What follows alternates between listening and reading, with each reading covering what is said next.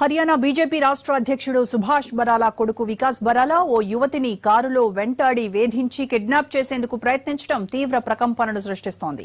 23 ఏళ్ల వికాస్, అతని ఫ్రెండ్ ఆశీష్ కుమార్ ఇద్దరూ కలిసి తప్పతాగాక సీనియర్ ఐఏఎస్ అధికారి కూతుర్ని అల్లరి చేశారు. రేడియో యాంకర్ గా పనిచేస్తున్న 28 ఏళ్ల బాధితురాలు ఇటీవల చండీగఢ్ లో అర్ధరాత్రి కారులో వెళ్తున్న సమయంలో కిడ్నాప్ చేసేందుకు చాలా దూరం వెంబడించారు. బాధిత యువతి వర్ణికా కుందు కంప్లైంట్ తో ఈ కేసులో నిందితులిద్దరిని మోటారు వాహనాల చట్టం కింద అరెస్ట్ చేశారు పోలీసులు. ఆ తర్వాత బెయిల్ పై విడుదల చేశారు.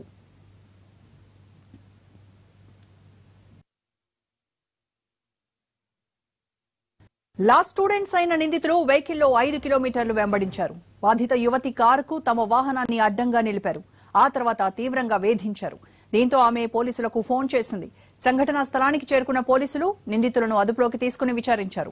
అయితే హర్యానా బీజేపీ రాష్ట్ర అధ్యక్షుడు కొడుకు కావడంతోనే వికాస్ బరాలాను అతని స్నేహితుడిని విడుదల చేశారంటూ కాంగ్రెస్ నేతలు ఆరోపించారు.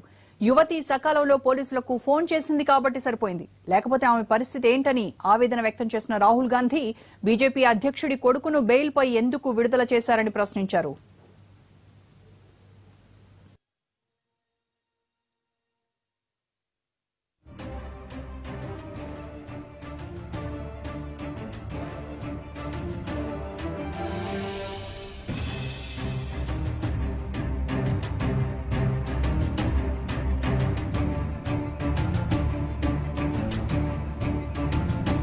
కాంగ్రెస్ దాడి చేయడంతో బీజేపీ ఎదురుదాడికి దిగింది.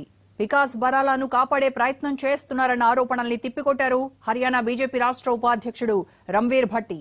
ఈ క్రమంలో అర్ధరాత్రి యువతిని రోడ్డుపై తిరిగేందుకు తల్లిదండ్రులు ఎందుకు అనుమతించారంటూ వర్ణికా కుందుపై అభ్యంతరకర వ్యాఖ్యలు చేశారు. దీంతో బాధిత యువతి ధీటుగా సమాధానం చెప్పింది.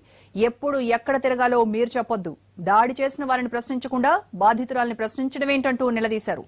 మరోవైపు సీసీటీవీ ఫుటేజ్ ను పరిశీలించిన పోలీసులు దర్యాప్తు ముమ్మరం చేశారు.